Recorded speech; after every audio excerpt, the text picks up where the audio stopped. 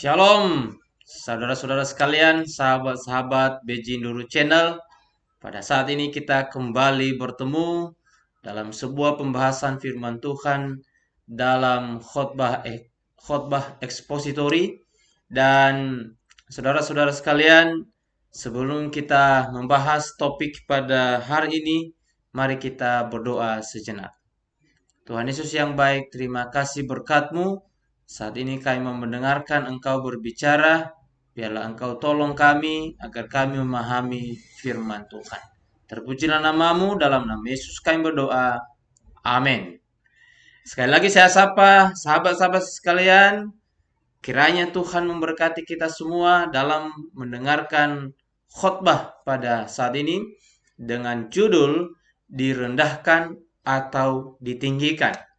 Saudara sekalian, banyak terjadi di mana-mana orang-orang yang mau ke posisi yang lebih tinggi dan mungkin jarang yang ingin turun dari posisinya menjadi lebih rendah.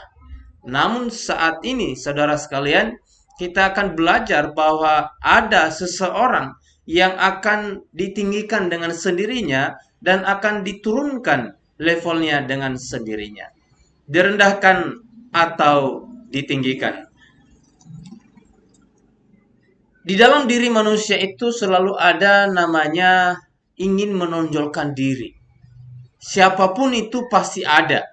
Ya, tidak ada manusia yang bebas dari sebuah keinginan untuk menonjolkan diri.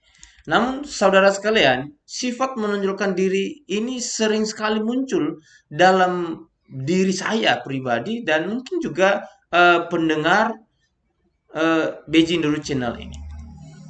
Menonjolkan diri bisa juga diartikan sebagai orang yang suka pamer dan ingin mendapatkan pengakuan lebih.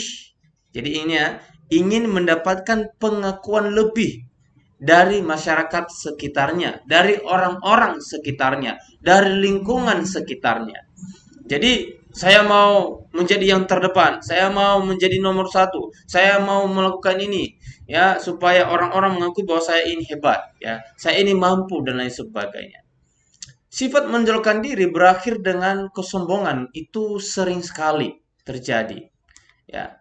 Suka menekan, menjelekkan atau menganggap rendah orang lain. Itulah hal-hal yang sering muncul dalam diri seseorang itu.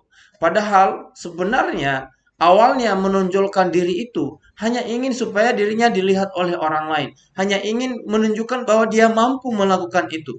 Tetapi ketika dia sudah mampu melakukan itu, maka sifat menonjolkan diri ini biasanya berakhir dengan sebuah kesombongan. Karena ketika dia sudah terkenal, dia sudah melakukan sesuatu yang hebat mungkin, maka dia berkata bahwa itu berasal dari diri saya. Maka orang lain tidak ada gunanya, bahkan orang lain tidak mampu melakukan apa yang dia mampu. Maka orang tersebut dia juga selain dia merendahkan orang lain, dia mau menekan orang lain, ya, supaya orang lain itu tidak lebih tinggi dari dia, tidak lebih hebat dari dirinya sendiri. Inilah sifat-sifat negatif daripada menonjolkan diri itu sendiri. Lalu seperti yang saya katakan tadi bahwa dia tidak mau orang lain itu lebih hebat daripada dirinya. Lebih kejamnya lagi, saudara sekalian, dia ingin mencari cara agar orang lain itu semakin terpuruk, semakin buruk, bahkan lebih rendah daripada status sosialnya. Itu keinginan orang-orang yang menonjolkan diri yang jatuh kepada sebuah kesombongan. Jadi orang lain sudah tidak mampu, maka dia mau lagi agar orang lain itu lebih jatuh lagi, bahkan mungkin orang lain itu tidak bisa lagi buat apa-apa. Yang penting dirinya yang nampak, dirinya yang dilihat orang, dirinya yang dia tonjolkan sendiri. Sehingga dia tidak mau ada saingan di dalam dirinya sendiri. Ingat, saya katakan tadi dari awal bahwa seseorang yang ingin menonjolkan diri, dia ingin atau dia mau mendapatkan sebuah pengakuan dari masyarakat sekitarnya. Pengakuan daripada orang lain. Tetapi kita akan belajar untuk seterusnya, apakah memang sifat menonjolkan diri dan sama halnya juga dengan meninggikan diri ini setelah mendapatkan pengakuan dari orang lain, apakah dia betul-betul ditinggikan atau justru dia direndahkan? Alkitab mencatat orang-orang sombong dalam Alkitab. Orang-orang yang menganggap dirinya hebat, menonjolkan diri, memukul dada. Saya yang melakukan itu. Saya lebih benar. Saya lebih hebat. Dan dia bukan siapa-siapa. Dan bahayanya adalah orang-orang dalam Alkitab, beberapa tokoh dalam Alkitab yang menyombongkan diri, bukan hanya merendahkan sesamanya, tetapi mereka ingin merendahkan Tuhan alam semesta. Mereka ingin bahwa posisi mereka itu sama bahkan lebih daripada Allah semesta alam. Ada dua contoh yang saya kasih dalam Alkitab. Yang pertama adalah Raja Firaun. Raja Firaun berkali-kali dia menentang Allah. Dia berkata bahwa dirinya sendirilah Allah. Dirinya sendirilah Tuhan. Tidak mungkin ada yang mengalahkannya. Jadi dia ingin menonjolkan dirinya, dia ingin meninggikan dirinya di hadapan banyak orang, termasuk di hadapan hamba Tuhan Musa saat itu, Musa dan Harun saat itu, maka semua orang takut kepada Raja Firaun karena dia berkata bahwa dialah Allah itu sendiri. Dialah yang patut disembah. Lalu kalau kita melihat akhir daripada cerita Raja Firaun, itu berakhir dengan kematian dan dia tidak mendapatkan apa-apa oleh karena dia menyombongkan dirinya dan dia mau merendahkan Tuhan yang menciptakan hidupnya sendiri. Yang kedua yang mau saya angkat sebagai contoh bagi kita, bagi sahabat-sahabat sekalian adalah Raja Nebukadnezar. Raja Nebukadnezar ini adalah raja yang sangat terkenal di dalam Alkitab. Raja yang memegang sebuah kekuasaan yang luar biasa. Ya, kalau dari sebuah mimpinya yang diartikan oleh Nabi Daniel bahwa Raja Nebukadnezar ini itu diumpamakan sebagai emas kepala yang berharga, yang tinggi, yang luar biasa. Dan memang dia menguasai beberapa daerah pada masa kekuasaannya. Namun saudaraku sekalian, ketika dia menyombongkan diri dan dia berkata bahwa semua istana ini, semua bangsa ini, semua negara ini serta isinya adalah hasil daripada kekuasaannya, hasil daripada kekuatannya, maka turunlah sebuah peringatan dari surga bahwa kalau dia tidak bertobat, dia akan direndahkan serendah-rendahnya oleh Allah yang Maha Tinggi. Tetapi beberapa saat dia mendengarkan nasihat itu, tetapi setelah itu, karena dia ingin menonjolkan dirinya, dia ingin meninggikan dirinya, sombong, maka terjadilah apa yang telah dikatakan Tuhan kepadanya. Apa yang terjadi kepada Raja Nebukadnezar? Dari raja yang mulia, raja di atas segala raja saat itu di bangsa itu, raja yang ditakuti saat itu, raja yang punya kekuasaan besar saat itu, tetapi dia harus direndahkan serendah-rendahnya, bahkan selevel dengan binatang selama 7 tahun lamanya. Itu adalah sebuah penghukuman yang sangat mengerikan dan memalukan bagi seorang raja. Dia harus sama seperti seekor binatang. Ya, oleh karena dia melawan Tuhan, dia meninggikan diri dan dia tidak ada lagi di matanya orang lain selain dirinya sendiri yang berkuasa dan yang hebat saat itu.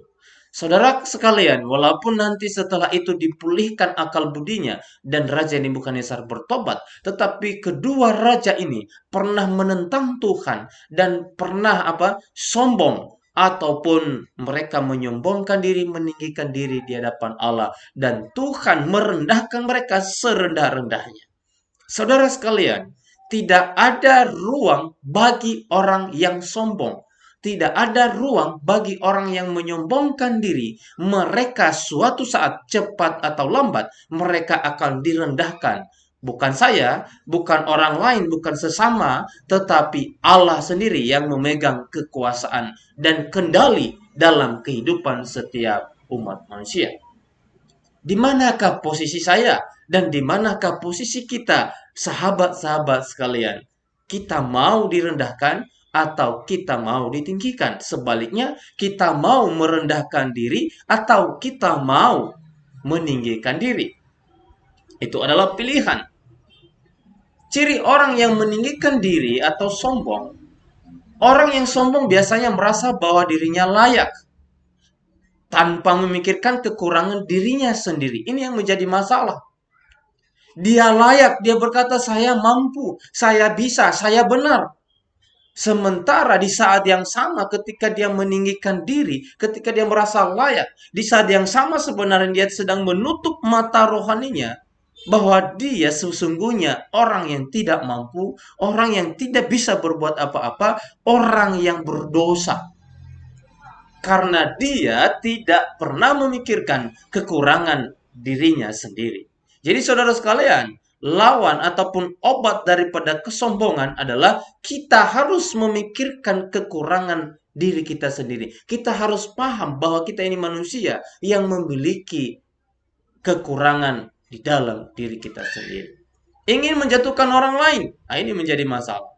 Saudara, pada saat ini kita akan belajar dua tokoh dalam Alkitab yang disebutkan dalam perumpamaan Yesus Kristus dalam Lukas pasal 18 ayat 9 sampai 14, yaitu seorang Farisi dan pemungut cukai. Perumpamaan Yesus ini ditulis. Mari kita baca Alkitab kita dalam Lukas pasal 18 ayat 9 dan 10 sebagai ayat pembuka bagi kita pada saat ini. Saya bacakan saudara sekalian. Bagi yang punya Alkitab, mari kita buka. Dan kepada beberapa orang yang menganggap dirinya benar dan memandang rendah semua orang lain, Yesus mengatakan perumpamaan ini.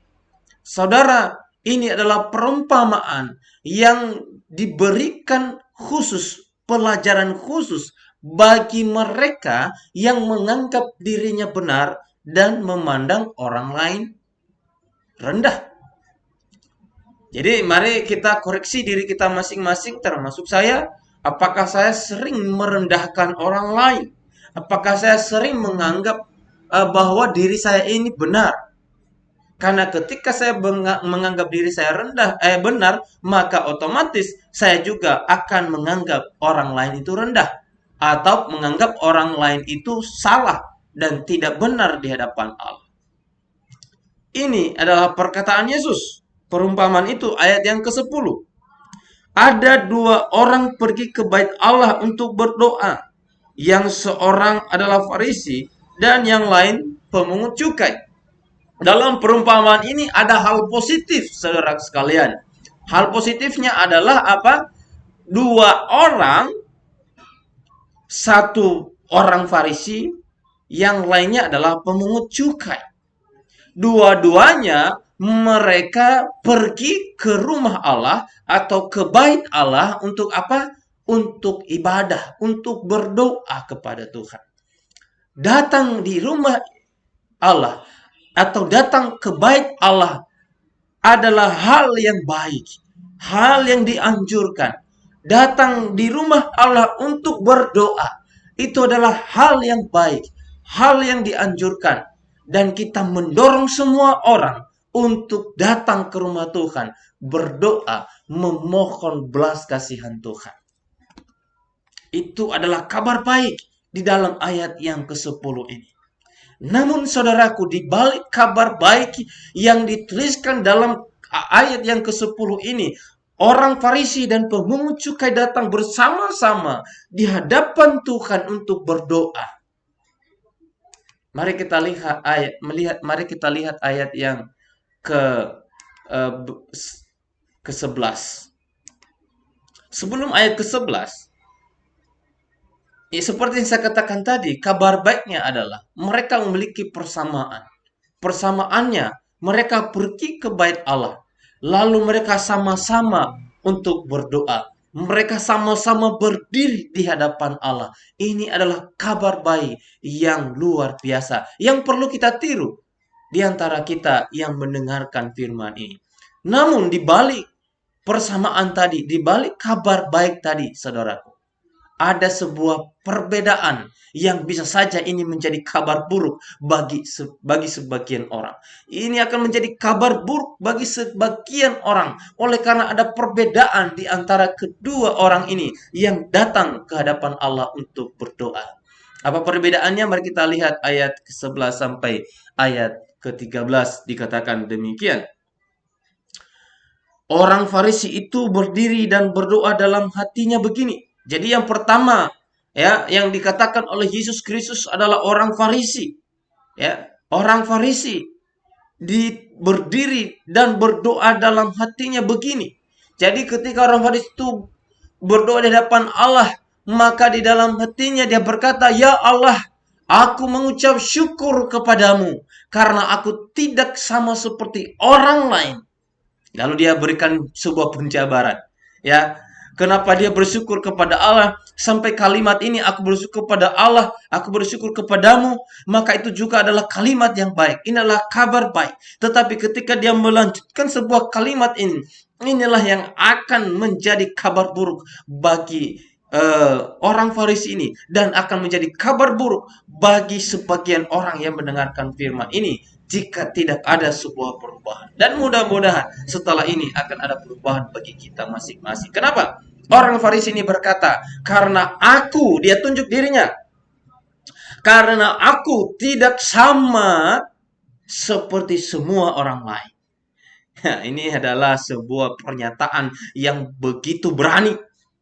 Ya, seorang Farisi dia begitu berani mengucapkan kata-kata yang sama sekali ini bukan untuk menaikkan harga dirinya, tetapi justru menjatuhkan dirinya. Kenapa? Dia coba memberikan urutan-urutan kenapa dia bersyukur kepada Tuhan dan kenapa dia tidak sama dengan orang lain. Apa itu?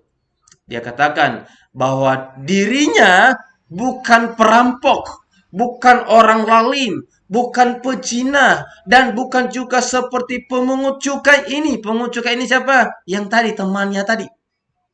Temannya tadi yang berdoa itu. Jadi selain dia membicarakan orang lain di luar sana, dia juga membicarakan di hadapan Allah teman yang ada di sampingnya. Yang sama-sama datang ke rumah Allah. Yang sama-sama datang ibadah. Pernah nggak terjadi itu dalam gereja kita? Pernah nggak terjadi itu dengan saudara-saudara sekalian, sahabat-sahabat sekalian? Ketika kita datang ke gereja, selain kita membicarakan orang lain di luar sana, selain kita memikirkan hal-hal buruk kepada orang lain di luar sana, kita juga melirik kanan kiri kita, mungkin depan dan belakang kita. Aduh, dia ini tidak layak, dia ini tidak sama seperti saya. Saya ini orang baik. Kita lanjutkan kalimat ayat ini. Setelah dia berkata itu, bukan pezina, bukan juga seperti pemungut cukai ini yang di sampingnya tadi yang sama-sama ibadah. Lalu dia bawa sebuah lagi pernyataan yang selanjutnya. Apa yang telah dia lakukan di hadapan Tuhan.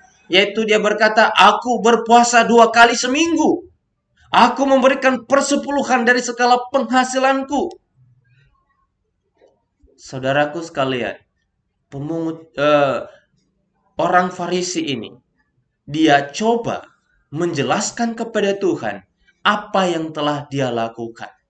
Dia coba meyakinkan Allah bahwa Tuhan, aku ini layak di hadapanmu karena aku bukan orang berdosa, karena aku bukan seperti mereka ini, karena bukan seperti orang Farisi ini. Nanti kita akan lihat pemungut cukai, maksud saya, kita akan lihat apa maksudnya pemungut cukai. Kenapa dia berkata bukan seperti pemungut cukai ini? Lalu dia berkata lagi, aku melakukan yang terbaik. Aku puasa 2 kali dalam seminggu. Aku memberikan 1/10 dari penghasilanku. Saudara, sebenarnya apa yang dia katakan ini, ketika dia lakukan diam-diam, maka itu akan sangat bermanfaat bagi diri. Itu dibenarkan bagi diri. Tapi ketika dia ucapkan apa yang dia lakukan, ketika dia memberikan sebuah pernyataan di hadapan umum, bahkan dia itu menggunakan hal tersebut sebagai kesombongan dan merendahkan pemungut cukai yang di sampingnya tadi, yang datang bersama-sama dengan dia, itulah yang menjadi celaka bagi dirinya sendiri.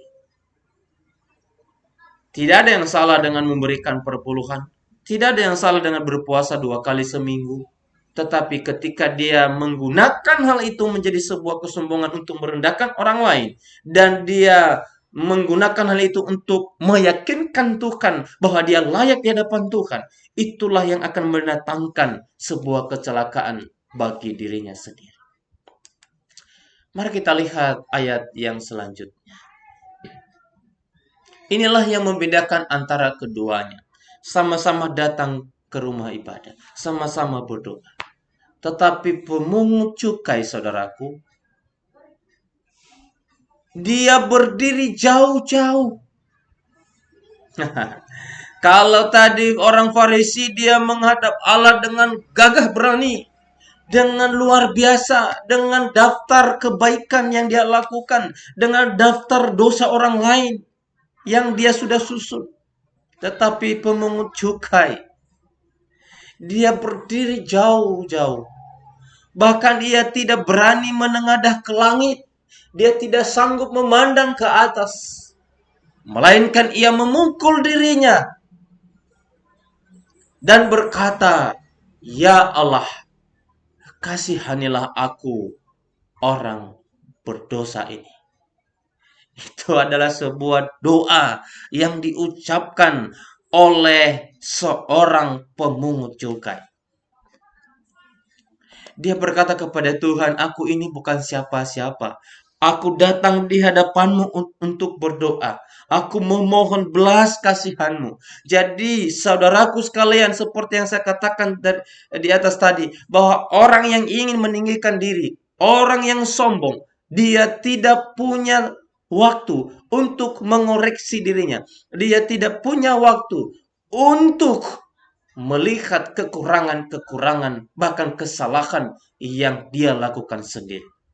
Itulah yang dilakukan oleh orang Farisi. Tetapi orang yang merendahkan dirinya, orang yang tidak mau menonjolkan dirinya, yaitu adalah seorang pemungut cukai yang sadar akan hidupnya, yang sadar akan perbuatannya, dan dia datang kepada Tuhan dengan rendah hati, dan dia berkata, "Ya Allah, kasihanilah aku, orang berdosa ini."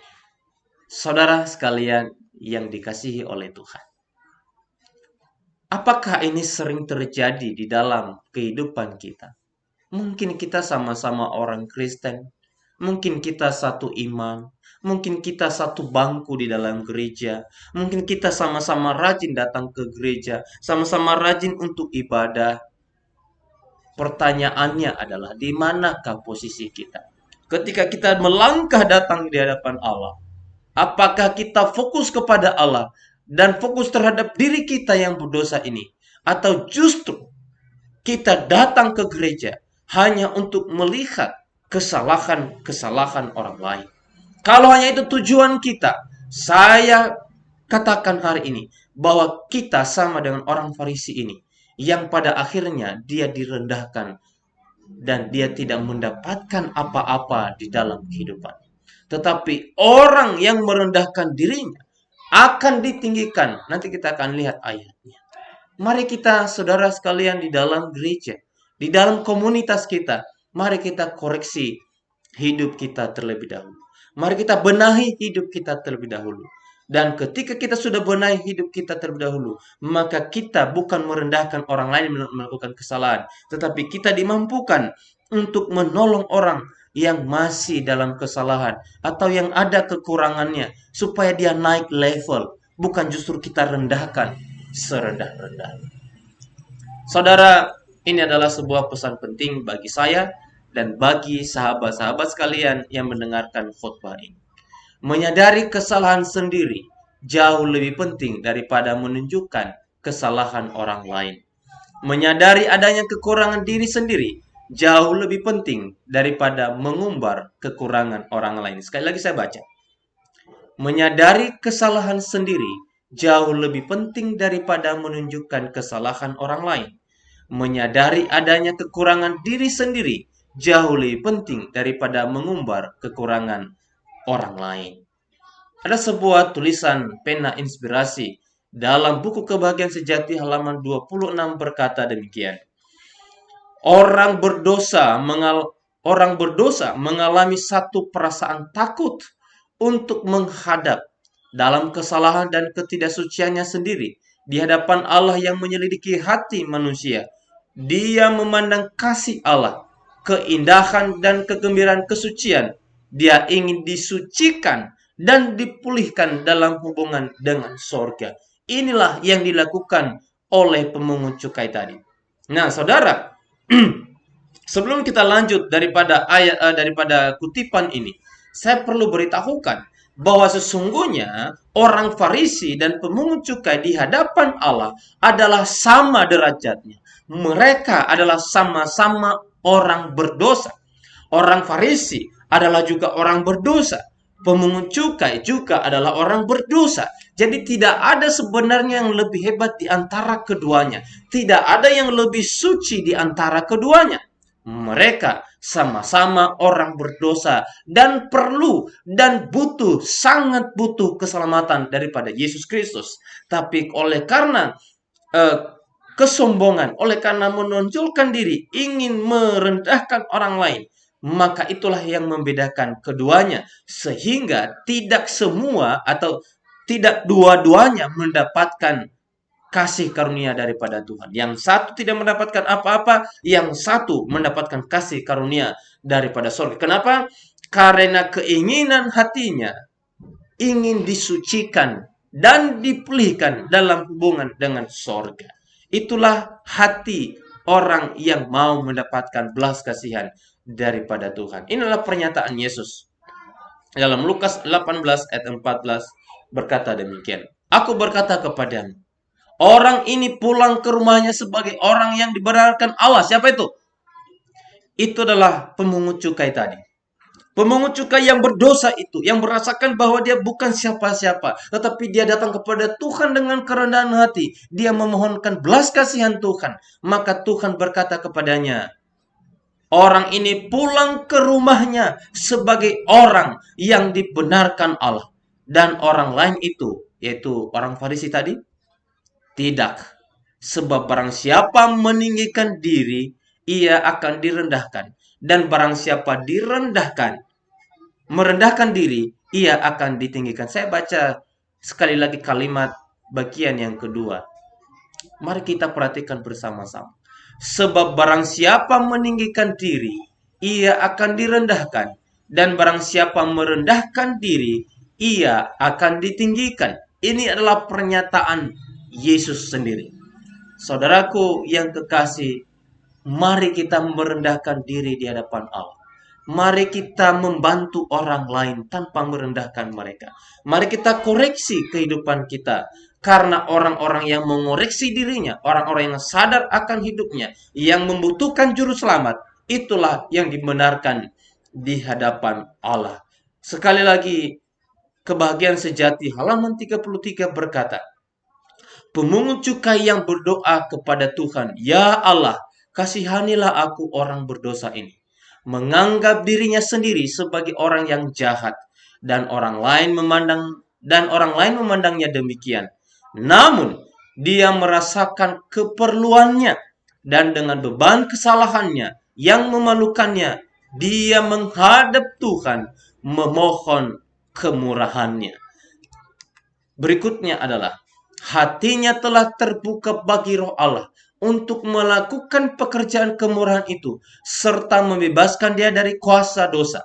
Kesombongan orang-orang Farisi, doa membenarkan diri sendiri yang ditunjukkannya membuat hatinya tertutup terhadap pengaruh Roh Suci. Karena jaraknya jauh dari Allah, dia tidak mempunyai rasa diri cemar, melawan dengan kesempurnaan kesucian ilahi. Dia tidak merasa kekurangan, sehingga dia tidak menerima apapun. Ini sangat jelas. Saya pikir ini sangat jelas bagi kita, sahabat-sahabat sekalian. Kalau kita terbuka, kita membuka hati kita kepada tuntunan Roh Allah, maka Roh Allah akan memampukan kita untuk menyadari kesalahan-kesalahan kita.